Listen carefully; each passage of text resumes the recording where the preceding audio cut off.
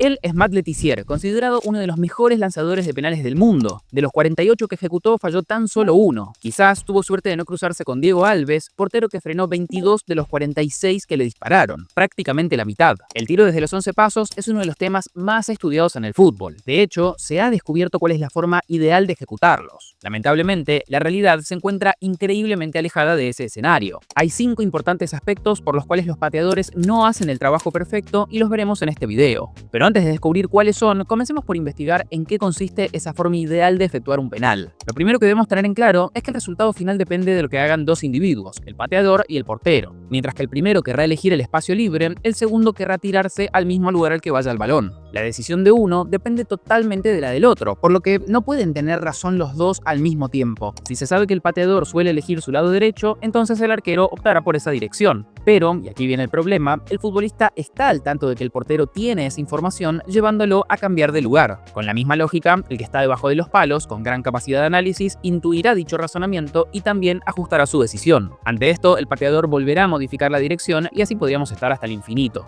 Si bien en la serie Friends, es la misma dinámica que se da cuando Rachel y Phoebe se enteran de que Chandler y Mónica tienen una relación. Para nuestra suerte, existe una rama de la economía que se dedica específicamente a estudiar este tipo de situaciones.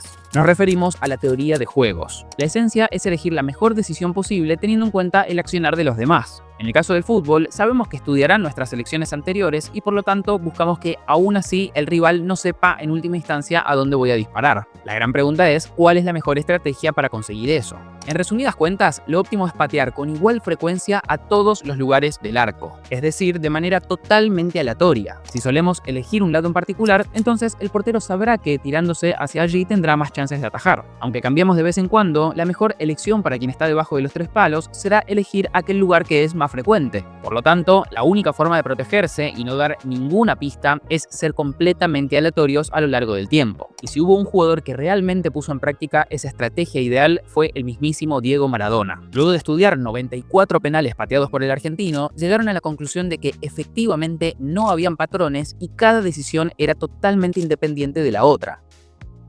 Lamentablemente, no todos son así. La realidad es que la inmensa mayoría tienen patrones que pueden ser claramente identificados, ya sea porque eligen siempre el mismo lado, porque optan por mayor potencia que precisión, o incluso peor, porque dan señales increíblemente claras previas al disparo de a dónde se dirigirá. En concreto, aquí es donde aparecen las 5 características que les mencionamos al principio y suelen revelar a dónde terminan yendo los disparos. La primera de ellas tiene que ver con el lado natural del jugador. Investigadores de España analizaron 212 penales decisivos en las principales competencias del mundo entre 2010 y 2023. Por decisivos nos referimos a aquellos que determinan el resultado final de un partido. La conclusión fue que, efectivamente, ser indescifrables es un lujo que muy pocos pueden darse. Resulta que, en los momentos más tensos, los jugadores tienden a elegir el lado natural de su pie. Es decir, tanto el diestro como el zurdo se inclinarán por cruzar el remate. Si les interesa identificar patrones como estos dentro del juego, hay un rol que es cada vez más imprescindible, el del analista táctico. Es el encargado de transformar largas horas de video en información útil y accionable para el staff, el entrenador y sus jugadores. Hoy en día, este perfil es la gran puerta de entrada a quienes aspiran a trabajar en el fútbol profesional. Y créanme, no hay mejor lugar para dar ese salto que Objetivo Analista, la escuela de Dani Pérez, que tenemos el gusto que sea el sponsor de este video. Su trayectoria no es solo teórica, ha trabajado en el Madrid y en el máximo nivel de la Champions League, una experiencia que ha volcado una metodología que ya tiene miles de alumnos y cuenta con revisiones de 5 estrellas en Google. Lo que diferencia esta formación es su enfoque en el resultado final, la inserción laboral. Cientos de alumnos han hecho el camino y hoy ocupan puestos en departamentos de análisis y scouting en clubes por todo el mundo. En ese sentido, este es el momento ideal para comenzar, ya que mientras publicamos el video se encuentra abierta la inscripción a un evento gratuito con clases en vivo y grabadas para que conozcas de cerca el día a día de esta profesión. Y si lo estás viendo más tarde, igualmente te recomiendo ingresar al enlace, ya que encontrarás otras propuestas gratuitas disponibles. Lo mejor es que no está orientado únicamente a entrenadores. También es ideal para periodistas, scouters, creadores de contenido y cualquier persona que quiera desarrollar habilidades en el fútbol profesional. Por lo que, si querés formarte con quien ya ha estado en la elite y comenzar a generar tu perfil, entonces ingresa en el link de la descripción o también puedes escanear este QR. Muchas gracias Objetivo Analista por patrocinar este video. Volviendo a los penales, a partir de esa información del lado natural, el trabajo para los porteros es bastante más sencillo. Simplemente tienen que elegir el lado opuesto de su pierna hábil y así incrementarán considerablemente sus probabilidades de atajarlo. Un ejemplo claro claro de esto es el jugador de Liverpool, Dominik Szoboszlai. Al momento de grabar este video, el húngaro lleva 21 penales encima y solamente en 3 de ellos no eligió cruzar el remate. Una verdadera locura. Más increíble aún es que por más que el portero adivine la dirección, Szoboszlai los ejecuta con tanta precisión que igual consigue anotar.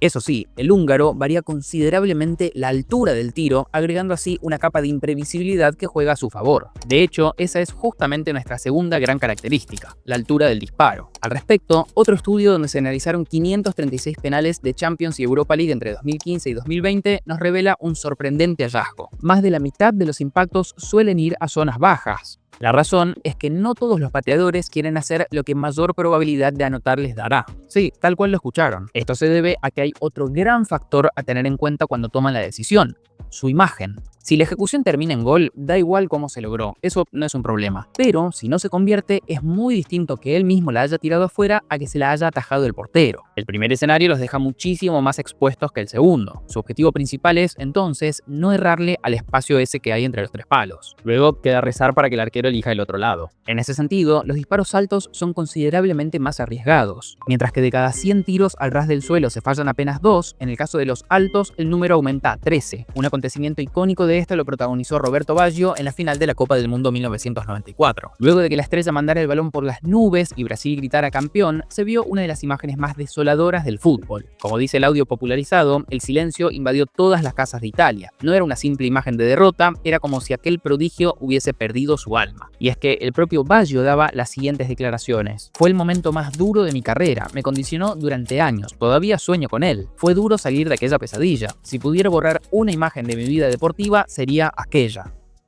Por lo que, con el fin de alejarse de experiencias como esas, los disparos altos suelen ser menos frecuentes. Esto incluso teniendo en cuenta que su probabilidad de ser atajados sea de apenas 5,3% frente al 23,5% de los disparos bajos. En este punto, combinando la tendencia que vimos del disparo cruzado junto a la elección de la altura baja, entonces encontramos que hay una zona del arco que es especialmente elegida. Si todos actuasen de manera aleatoria, cada uno de los 9 cuadrantes que ven en pantalla debería recibir el 11,1% de los disparos. Sin embargo, esta esquina se lleva el 28% del total, seguido por esta otra que tiene el 19,8%. Por el contrario, la del medio arriba recibe tan solo el 2,8% de los tiros. Es probable que la tendencia hacia el lado izquierdo por sobre el derecho tenga que ver con la predominancia de jugadores diestros. De esta manera, como arqueros, ya sabemos que hay una zona de la portería que es más probable que nos disparen a lo largo del tiempo. Aunque, si hay un penal que es debido a muerte, entonces nos serviría muchísimo tener herramientas para identificar a dónde irá ese en particular. No nos alcanza con las estadísticas de cientos de partidos. Para nuestra suerte, existen cosas que pueden delatar al pateador y forman parte de nuestro tercer indicador: el lenguaje corporal.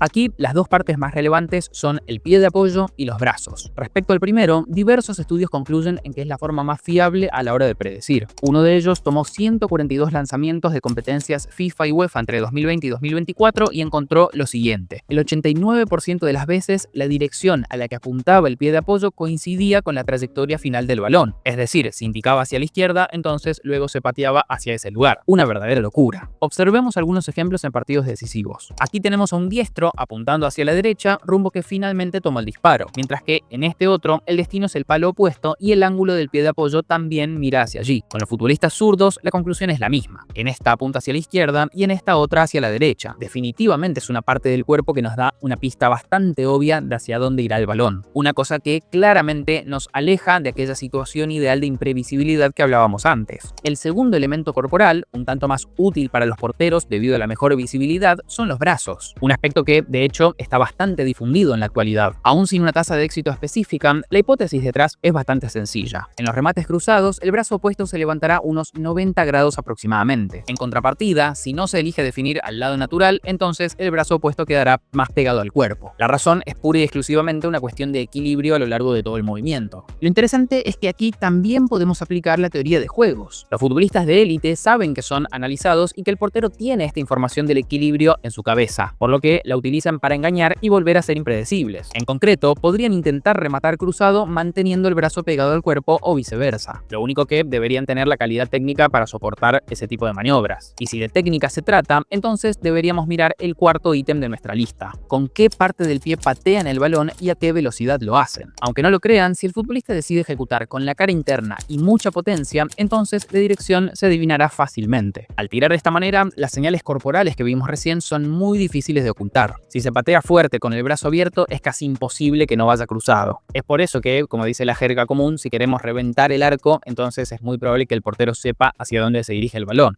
lo cual no quiere decir que necesariamente vaya a detenerlo. Por ende, lo mejor para ocultar información es utilizar el empeine y o reducir la potencia. Para que lo comprueben ustedes mismos, analicemos las siguientes fotos que fueron tomadas por los investigadores Wilson y compañía en Australia. En esta imagen, donde se le pegó con bastante potencia, ¿a qué lado creen que fue el tiro? Presten atención al lenguaje corporal. Seguramente muchos habrán optado por la dirección cruzada. De ser así, están en lo correcto. El resultado fue exactamente ese. El brazo abierto y la posición del pie son bastante sugestivos. Sin embargo, en esta otra toma, las pistas ya no son tan evidentes. La extremidad está menos abierta, haciéndonos pensar que el remate no necesariamente irá cruzado. El pie de apoyo, además, tampoco nos marca una dirección clara. Lo cierto es que el remate no fue al lado natural, sino al opuesto. La potencia también fue menor, permitiéndole dar señales menos claras. La gran pregunta es si existe una velocidad óptima para, por un lado, tener bastante potencia, cosa de que sea difícil de retener, pero al mismo tiempo no ser completamente obvios. Los investigadores encontraron que efectivamente existe lo que se conoce como un punto dulce en el que se maximiza la probabilidad de anotar. Esta consiste en pegarle con apenas por encima de la mitad de la potencia,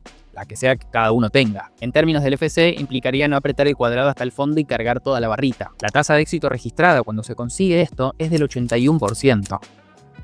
Bien, hasta aquí hemos visto tanto los componentes que delatan las intenciones como las formas que existen para solucionarlo. Sin embargo, dejamos afuera uno de los elementos más importantes de los penales: la batalla psicológica, un área que ganó inmenso protagonismo en los últimos años a tal punto que tuvo que revisarse el reglamento. Las distracciones del portero son así la última característica de nuestro recorrido. En este caso, tomamos un estudio que analizó 600 penales de Premier League y Bundesliga desde 2016 hasta 2020. La conclusión a la que llegaron, en pocas palabras, es que todas esas distracciones funcionan. Se demostró que la tasa de no gol fue un 10% más alto en los casos en los que se empleaban. Increíblemente, no solo por una cuestión de aumento de los errores de los pateadores, sino también porque los arqueros elegían el lado correcto con mayor frecuencia. Probablemente lo que termina ocurriendo es que esos juegos mentales hacen que luego el futbolista patee al lado más obvio, el cual ahora sabemos es cruzado abajo. Entonces, la receta del portero es bastante simple: ponerlo lo suficientemente nervioso como para que quiera asegurar el disparo y luego tirarse allí. Uno de los mejores casos de esto ocurrió cuando Países Bajos se enfrentó a Costa Rica en los cuartos de final de la Copa del Mundo 2014. En los minutos finales del alargue, el entrenador Luis Van Gaal sorprendió a todos cuando decidió cambiar a los arqueros. Lo que vino después es cine. Intentas hacer todo lo posible sin ser demasiado agresivo. Intenté meterme en sus mentes. Los vi contra Grecia, los estudié y les dije a los jugadores que sabía dónde iban a patear para ponerlos un poco nerviosos. Quizás funcionó. Eso decía el portero Tim Krul luego de adivinar el lado de todos los penales y haber detenido 2. El especialista del momento en esta área es, sin dudas, Emiliano Martínez en la selección argentina. El inicio de sus juegos psicológicos se remonta a la Copa América 2021 durante la tanda frente a Colombia. Él mismo luego declararía: veía ansiedad y nerviosismo y lo utilicé. A los que no les hablé es porque no les vi esos nervios y me concentré más en la pelota. Y vaya si le funcionó. Mediante esto, el Dibu tapó 3 de 5 penales y logró que Argentina pasara a la final. Aunque esas prácticas también vinieron acompañadas de ciertas críticas. Es un poco molesto con sus provocaciones. No me gusta eso, decía el ex PSG Bernardo Lama antes del enfrentamiento entre Aston Villa y el conjunto parisino. El ex futbolista Manuel Petit también declaró que es muy buen portero, pero allá donde va deja una imagen provocadora de su comportamiento. Ha ido demasiado lejos. Lo cierto es que hay decenas de arqueros que, de una forma u otra, aplican estas mismas técnicas. Y lo hacen por una razón bastante simple: porque funciona. Al final del día, quien patea no deja de ser una persona a la que todos estos juegos mentales pueden afectarla y sacarla de la ideal aleatoriedad. Lamentablemente para los arqueros, la FIFA consideró que la situación ya se estaba yendo un poco de las manos y decidió intervenir. Luego del Mundial 2022, con casos como el de ya mencionado Emiliano Martínez y el australiano Andrew Redmayne con sus bailes ante Perú, optaron por hacer cambios. Así, Así, la International Football Association Board dio a conocer las modificaciones que fueron aprobadas en el reglamento de julio de 2023. Ahora, la regla 14 menciona que el guardameta no se comportará de manera que distraiga de forma antirreglamentaria al ejecutor del tiro, por ejemplo, no retrasará la ejecución del penal ni tocará los postes, el travesaño o la red de la portería. La realidad es que a pesar de esto, más de uno continúa intentando empujar un poco ese límite y meterse en la mente de quien ejecuta el tiro penal. Quizás la incógnita es, ¿existe forma de contrarrestar esto? ¿O siempre que hayan juegos mentales por parte de los porteros, los rematadores se verán afectados? La realidad es que de a poco se han ido ajustando. Si el penal es durante el partido, por ejemplo, se puede ver cómo en varias ocasiones el capitán es quien toma el balón para absorber toda esa presión y comentarios para tan solo segundos antes entregárselo a quien efectivamente va a ejecutar. Así, este se libra de toda la escena previa. En lo que a los segundos previos al remate respecta, las investigaciones también encontraron una solución bastante sencilla: tener una estrategia de disparo independiente a lo que haga el arquero y atenerse a ella. Es decir, elegir el lado antes de iniciar el procedimiento, o incluso también antes del partido, y mantenerse ahí no importa lo que haga el guardametas. Concentrar la mirada en el balón y no en el portero también ayuda a quitarle protagonismo. Eso mismo es lo que hacía Matt Letizier, el experto que les comentamos al principio. Practicaba solo 2 penales en cualquiera de las esquinas. Simplemente practica esos 2 penaltis y elige solo uno de ellos en tu carrera. No compliques las cosas, no pienses demasiado. En resumen, la ciencia detrás de los disparos desde los 11 pasos es bastante clara. Cuanto más impredecibles somos, mejores resultados obtenemos. El problema es que, en la práctica, sostener eso puede volverse increíblemente difícil. La presión del momento, nuestra reputación, el lenguaje corporal o incluso lo que puede hacer el portero son todas cosas que nos alejan de aquella situación ideal. Así que ahora, cuando vean los penales de su equipo, sabrán todas las cosas que están influyendo segundo a segundo para que aumente o disminuya la probabilidad de que termine en gol. No olviden suscribirse y cualquier comentario que quieran hacer lo vamos a leer. Nos vemos la próxima.